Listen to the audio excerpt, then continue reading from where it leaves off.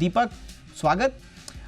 मुंबई में सबसे पहले तो यही बताइए कि रीडेवलपमेंट को लेकर क्योंकि बड़ी संभावनाएं हमेशा से रहती हैं, ऐसे में समिति का ये सुझाव दरअसल क्या कहता है, जरा आसान भाषा में पहले तो बताएं, और कितना अहम है और किन किन के लिए फायदेमंद है, ये भी जरा विस्तार से बताइए। बिल्कुल दीपक, जिस तरह से हमने देखा है कि महाराष्ट्र में, इनफैक्ट मुंबई में सबसे ज़्यादा रीडेवलपमेंट को लेकर संभावनाएं हैं, अपॉर्चुनिटीज़ हैं, उनका जिक्र आगे करेंगे, लेकिन सबसे पहले समिति ने जो सुझाव दिए उन पर बात कर लेते हैं।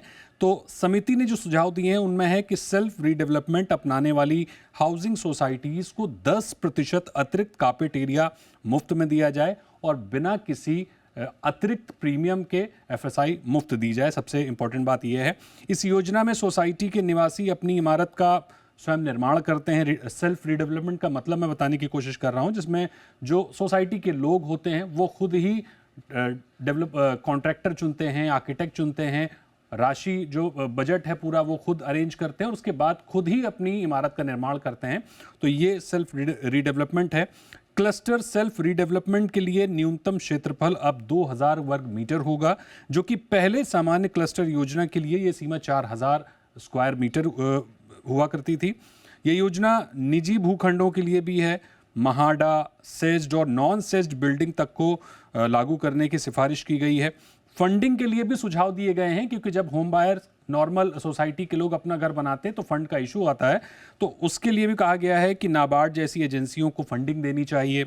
हुडको को जिला सहकारी बैंकों के जरिए लोन दिलाने के लिए कहा जाए। तो इस तरह से प्रवीण दरेकर की अध्यक्षता में ये समिति ने सुझाव दिए हैं सरकार को। देवेंद्र फडणवीस को ये सुझाव सौंपे गए हैं। अब ये सुझाव मंजूर हो जाएंगे, उसके बाद जो सेल्फ रीडेवलपमेंट है उसको एक बड़ा बूस्ट मिलता हुआ दिखेगा। आपको एक बार और मैं बता दूं कि महाराष्ट्र में, खासकर मुंबई में, रीडेवलपमेंट को लेकर अपॉर्चुनिटीज़ को आप इस तरह से समझ सकते हैं कि एक रिपोर्ट के मुताबिक जो संभावनाएं हैं वो करीब 3 लाख करोड़ की हैं।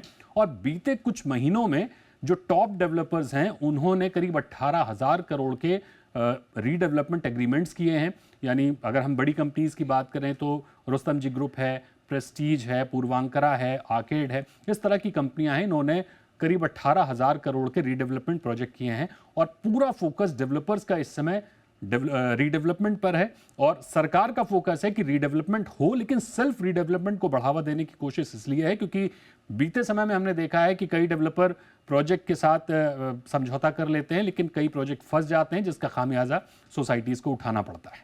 एब्सोल्युटली। तो एक तो वो सेफ्टी नेट मिल गया और दूसरा जो डेवलपर्स का मुनाफा होता था वो सीधा सीधा निवासियों को मिल जाएगा। अब सीधी सीधी इस दिशा में अब सरकार अब अपने कदम उठाए जा रही है। बहुत बहुत धन्यवाद दीपक इस तमाम इनसाइट्स के लिए। Thank you.